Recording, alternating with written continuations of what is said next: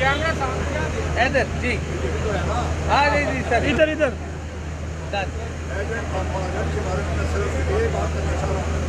आज मुझे इतनी खुशी है कि मैं बता नहीं सकता, ज़िंदगी में मेरी इतनी खुशी नहीं आई। मैं जिस फिल्म का नाम लेजेंड ऑफ मौला जट है, आज मेरी जो खुशबख्ती है कि मौला जट का जिसने रोल किया उसका बेटा मेरे साथ खड़ा है सुल्तान राही के साहबजादा साहब।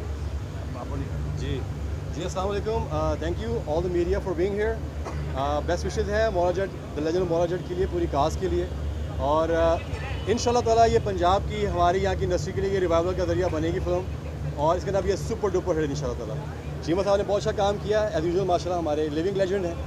और मुझे खुशी इस बात की है कि बहुत सारे लोग यहाँ पर इसको प्रमोट करने के लिए आए हुए हैं। मैं भी इसकी बेस्ट विशेज़ के लिए यहाँ पर आया हूँ, और इंशाल्लाह ताला अब हमारा ये बॉल रोलिंग में है ऑन इंटरनेशनल लेवल।